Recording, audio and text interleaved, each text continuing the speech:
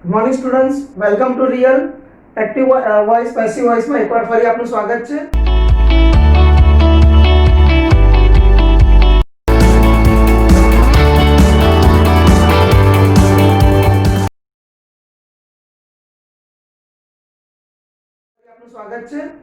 આજે આપણે કરવાના છે એક્ટિવ પેસિવમાં ફકરાનું એક્ટિવમાંથી પેસિવ કે પેસિવમાંથી એક્ટિવ કેવી રીતે થાય તે જોવાનું છે. હમણાંની નવી પેપર સ્ટાઇલ પ્રમાણે ધોરણ 9, 10, 11, 12 આ બધા જ ધોરણમાં 10, 11, 12 માં ખાસ કરીને પેરેગ્રાફ પૂછાય છે 2 માર્કનો. તેમાં 3 થી 4 સેન્ટેન્સ હોય છે, તેનું આપણે પેસિવ કરવાનું હોય છે, બરાબર છે. હવે એમ જોવા જઈએ તો આપણે છૂટા વાક્યોમાં લગભગ બધા પ્રકારના વાક્યોનું આપણે કરી જ ગયા છે. જોઈએ હવે પેરેગ્રાફ એટલે કંઈ નથી, એમાં જ એવા ઈઝી 2-3 સેન્ટેન્સને ભેગા કરીને એક પેરેગ્રાફ બનાવેલો હોય છે. નાનો પેરેગ્રાફ હોય છે, સિમ્પલ હોય છે, એટલે આરામથી ખ્યાલ આવી જશે, બરાબર છે. તો જોઈએ, શરૂઆત કરીએ. હવે એકવાર પાછું યાદ કરાવી દઉં કે જે લોકોએ હજુ આની આગળના આપણા એક્ટિવ પેસિવના પીરિયડ નથી જોયા એ લોકો ખાસ જોઈ લેજો, તો જ આમાં જલ્દી સમજ પડશે, બરાબર છે. તો જોઈએ આપણે પહેલું વાક્ય છે, પહેલો ફકરો છે, the teacher taught a lesson. કેવું છે કે ફકરાનું પેસિવ કરવાનું હોય તો ઘણીવાર સૂચના નહીં લખેલી હોય, પણ આવી રીતે સ્ટાર્ટ લાઈક ધીસ કરીને લખેલું હોય કે આવી રીતે શરૂઆત કરો. તો આના પરથી પણ આપણે સૂચના નહીં લખેલી હોય તો બી સમજી જવાનું કે આમાં શું કરવાનું છે. The teacher taught a lesson. તો અ લેસન વોઝ, એનો અર્થ સમજી જવાનું કે કર્મને આગળ લઈ ગયા, વોઝ છે એટલે પેસિવ ફોર્મ છે, તો આનો અર્થ સમજી લેવાનો કે આપણે પેસિવ કરવાનું છે. આ રીતે પણ એક્ઝામમાં આવે છે, બરાબર છે. તો એ લોકો આ રીતે પહેલા વાક્યની શરૂઆત કરીને પણ એવી સૂચના આપી દઈ કે આનું આપણે પેસિવ કરવાનું છે, તે આપણે સમજી લેવાનું હોય છે, બરાબર છે. જોઈએ, કંઈ નથી, એકદમ સિમ્પલ સેન્ટેન્સ ભેગા કરેલા હોય છે. અને આ ટોપિક એક્ટિવ પેસિવ ધોરણ 10, 11, 12 બધા જ ધોરણમાં નવી પેપર સ્ટાઇલ પ્રમાણે બહુ જ અગત્યનું છે, આવે જ છે, બરાબર છે. તો બરાબર ધ્યાન આપજો. જોઈએ આપણે the teacher taught a lesson. ચાલો પેસિવ કરવાનું છે. ચાલો આને 2 મિનિટ ભૂલી જાઓ. The teacher taught a lesson active છે, બરાબર છે. ટીચર આગળ છે, ક્રિયાને કરનાર આગળ છે, એટલે એક્ટિવ છે, આનું પેસિવ કરવાનું છે. ચાલો તો કર્મને આગળ લઈ જાઓ, આ લેસન આગળ જશે, બાય ધ ટીચર પાછળ આવશે. આ લેસન આગળ, બાય ધ ટીચર પાછળ. ટોટ આ ક્રિયાપદ છે, એનું કાળ પ્રમાણે કરવાનું. તો આ કયા કાળમાં છે? તો સાદા ભૂતકાળમાં છે. તો સાદા ભૂતકાળનું પેસિવ શું છે? યાદ કરો નિયમ. તો સાદા ભૂતકાળનું પેસિવ છે વોઝ વેર વત્તા ત્રીજું રૂપ, બરાબર છે. તો ચાલો, a lesson was taught by the teacher. ખ્યાલ આવી ગયો? a lesson was taught by the teacher. જોયું? સિમ્પલ સેન્ટેન્સ હોય છે. The students asked some questions. ધ્યાન આપજો. The students asked some questions. તો some questions કર્મ છે, આગળ જશે, the students પાછળ આવશે, બરાબર છે. some questions આગળ, the students પાછળ. આ ક્રિયાપદ અહીંયા જ રહેશે, પણ આનું કાળ પ્રમાણે. તો આ જે છે ઈડી છે એટલે કયો કાળ છે? સાદો ભૂતકાળ છે. તો સાદો ભૂતકાળ એટલે શું કરવાનું? was were વત્તા ત્રીજું રૂપ, બરાબર છે. તો some question આગળ, by the students પાછળ, અને આનું was were વત્તા ત્રીજું રૂપ. તો some questions were asked by the students, બરાબર છે. some questions were asked by the students. ચાલો, the teacher answered the questions. The teacher answered the questions. તો કર્મ શું છે? the question આગળ જશે, by the teacher પાછળ. આ બી ભૂતકાળમાં જ છે. જો એવું કંઈ નહીં કે પેરેગ્રાફમાં બધા એક જ કાળમાં આવે, મિક્સ કાળના પણ આવી શકે. હવે આમાં તો બધા ભૂતકાળના જ છે, પણ કોઈ વાર એક ભૂતકાળનું એક વર્તમાન કાળનું હોય તો અલગ અલગ કાળના પણ આવી શકે. ચાલો જોઈએ, the questions આગળ, by the teacher પાછળ. ભૂતકાળ છે એટલે was were વત્તા ત્રીજું રૂપ. અહીં યાદ કરાવી દઉં તમને, the questions બહુવચન છે, બરાબર છે. તો શું આવશે? were આવશે. એક વચન હોય તો was આવે. તો the questions were answered by the teacher. The questions were answered by the teacher. બરાબર છે, આપણે થોડું ઝડપી લખીએ છીએ એટલે જોઈ લેજો. she took a test. ચાલો, તો અહીંયા કર્મ શું છે? a test. તે આગળ જશે અને સી પાછળ જશે એટલે બાય હર. a test આગળ, સી પાછળ એટલે બાય હર, અને took એટલે ભૂતકાળમાં છે તો was were વત્તા ત્રીજું રૂપ. તો take, took, taken, ત્રીજું રૂપ છે taken. a test આગળ, by her પાછળ, તો a test was taken by her. શું થશે? a test was taken by her. Okay, તો આ રીતે સિમ્પલ છે ને, આપણે આગળ છૂટા વાક્યો કરી કે આ રીતે પેરેગ્રાફમાં આવશે. એકદમ ઈઝી છે, આવડી જ જશે. બરાબર, ચાલો બીજો એક ફકરો જોઈએ. ફકરો છે we get wood from trees. બરાબર છે, તો સૌથી પહેલા તો એ જોઈએ કે આ ફકરો કયા કાળમાં, આ પહેલું વાક્ય કયા કાળમાં છે? તો we get wood એટલે વર્તમાન કાળ. તો વર્તમાન કાળનું પેસિવ એટલે શું? એમિઝર વત્તા ત્રીજું રૂપ. ચાલો, કર્મ શું છે? wood. wood આગળ જશે, by us પાછળ. wood એટલે લાકડું. બરાબર છે, તો wood આગળ, by us પાછળ. વર્તમાન કાળ છે તો એમિઝર વત્તા ત્રીજું રૂપ. તો wood is got by us from trees. સમજી ગયા? from trees વધારેનું વાક્ય છે એને એમ જ રહેવા દો. તો wood is got by us from trees. આ રીતે લખવાનું કે wood is got by us from trees.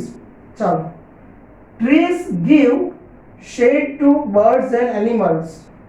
trees give shade to birds and animals. હવે આમાં shade to birds and animals એ કર્મ લેવો તો પણ ચાલે, અને વધારાનું વાક્ય તરીકે વિચારો તો ખાલી shade લઈ લો, shade આગળ, by trees પાછળ.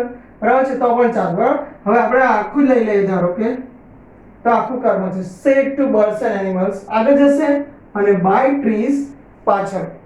ચાલો, give વાક્ય કયા કાળમાં છે? વર્તમાન કાળમાં છે, તો ક્રિયાપદ અહીંયા જ રહેશે, પણ આનું શું કરવાનું? એમિઝર વત્તા ત્રીજું રૂપ. તો shade to birds and animals આગળ, by trees પાછળ. તો shade to birds and animals is given by trees. shade to birds and animals is given by trees. समझ पड़ गई? चलो, we should grow more trees. we should grow more trees. तो more trees આગળ જશે અને we પાછળ જશે તો એનું by us થઈ જશે. આગળ, by us પાછળ. should grow મોડેલ ઓક્સિલરીઝ છે એટલે be વત્તા ત્રીજું રૂપ, તો આનું ત્રીજું રૂપ છે grow, grew, grown. તો should be grown. તો જુઓ, more trees should be grown by us. જોયું? તો એક વર્તમાન કાળ હતું, આ મોડેલ ઓક્સિલરીઝ મિક્સ પણ આવી શકે. તો અહીંયા આવશે more trees should be grown by us. more trees should be grown by us. we must not cut trees. પાછો આપણ મોડેલ ઓક્સિલરી આવ્યું, we must not cut trees. તો કર્મ શું છે? trees આગળ જશે અને we પાછળ આવશે એટલે by us થઈ જશે. અને must not cut એનું પેસિવ થશે must not be cut. must not be cut નું ત્રીજું રૂપ કટ જ છે, કટ. બરાબર છે, તો trees must not be cut by us. બરાબર છે, કેટલાક ક્રિયાપદના ત્રણે ત્રણ રૂપ સરખા છે, જેમ કે put, cut, shut, read, read. બરાબર છે, તો તે રીતે કટ નું ત્રીજું કટ જ છે. તો trees must not be cut by us. trees must not be cut by us. બરાબર છે, ચાલો હવે આગળનો ફકરો જોઈએ. John has given me a coin. જોયું કયો કાળ છે આ? પૂર્ણ વર્તમાન કાળ છે. John has given me a coin. બરાબર છે. બે કર્મ છે, આ પણ દ્વિકર્મક વાક્ય છે એટલે એક તો મી થી પણ બને અને અ કોઈન થી પણ બનશે. બરાબર છે. અને બાય જોન પાછળ આવશે. આપણે અ કોઈન થી બનાવીએ, મી થી બનાવીએ તો પણ સિમ્પલ છે. અ કોઈન થી બનાવીએ. ચાલો તો અ કોઈન આગળ અને બાય જોન પાછળ. પૂર્ણ વર્તમાન કાળ છે એટલે હેવ હેઝ વત્તા ત્રીજું રૂપ હોય તો એનું પેસિવ છે હેવ હેઝ બીન વત્તા ત્રીજું રૂપ. તો a coin has been given by John. હવે અહીંયા બી રહી જાય છે તો એને ટુ લગાડીને અહીંયા જ રહેવા દો, અને ટુ લગાડીને અહીંયા જ રહેવા દો. તો a coin has been given to me by John. અહીંયા ટુ લગાડીને અહીંયા જ રહેવા દો. બરાબર છે. તો આ રીતે થશે a coin has been given to me by John. બરાબર છે. by John. ચાલો. He has found it from the wrecks. બરાબર છે. He has found it from the wrecks. from the wrecks કચરામાંથી મળ્યું છે. તો આ ભાગને કાઢી નાખો. આ ભાગને હમણાં રહેવા દો. કાઢી નાખો મીન્સ છેલ્લે જ રહેશે. મેઇન વાક્ય કેટલું છે? he has found it.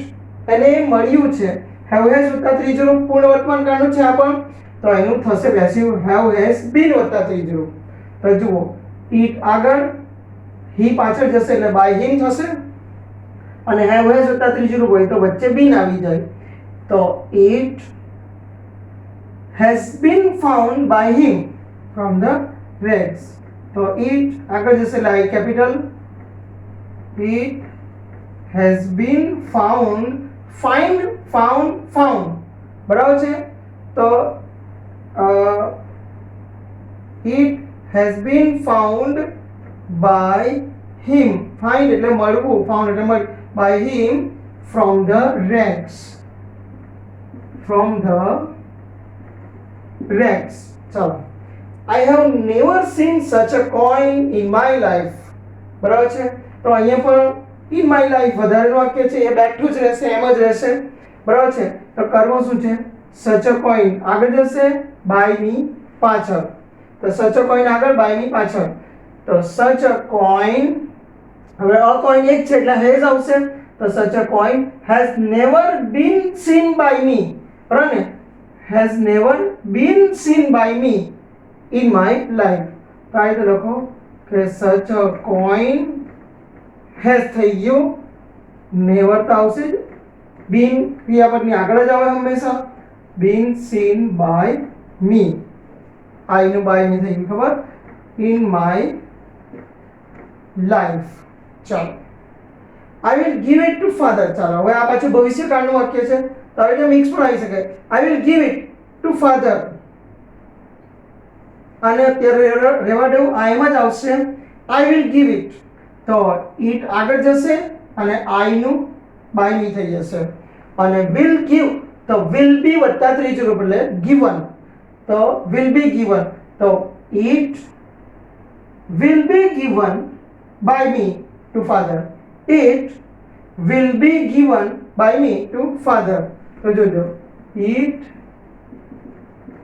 will be given by me to father, અથવા તો it will be given to father by me છેલ્લે લખો તો પણ ચાલે, અને તમે આ રીતે લખો તો પણ ચાલે. બરાબર છે. તો આ હતું આપણું એક્ટિવ વોઇસ અને પેસિવ વોઇસ. બરાબર છે. આની સાથે આપણે ફિનિશ કરીએ છીએ. હવે આના પછી કયો ટોપિક આવશે આપણે ઇંગ્લિશ ગ્રામરમાં?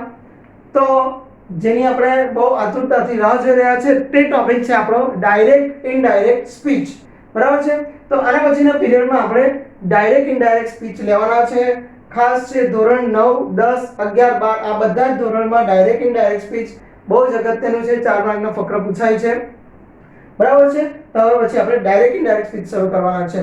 તો ફરી મળીશું આપણે નેક્સ્ટ પીરિયડમાં. ત્યાં સુધી good bye and thank you.